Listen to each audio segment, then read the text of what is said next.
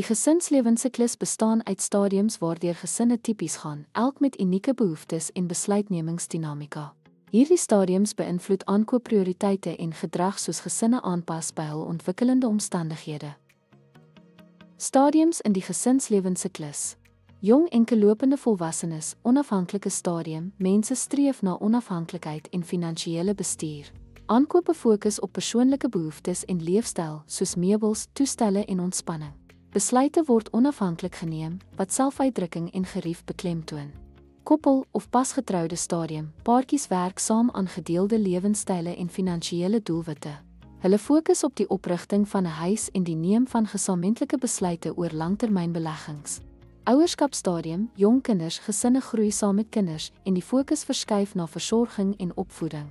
Ouers prioritiseer kinderversorgingsprodukte gedryf deur kinders se behoeftes aan veilige en betroubare items soos doeke en speelgoed.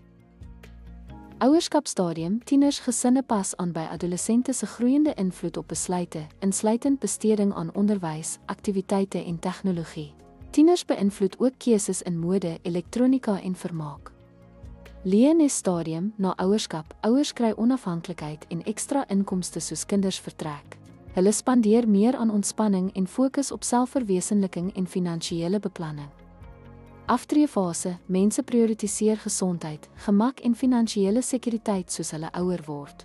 Hulle fokus op gesondheidsorg, afskaling en die vereenvoudiging van die lewe. Besluite is persoonlik of behels eggenote met die klem op gemak en nalatenskap. Elke stadium in die gesinslewenssyklus vorm besluitneming deur prioriteite, bestedingspatrone en die rolle van gesinslede te beïnvloed. Besighede en bemarkers kan gesinsbehoeftes beter aanspreek deur hierdie ontwikkelende dinamika te verstaan.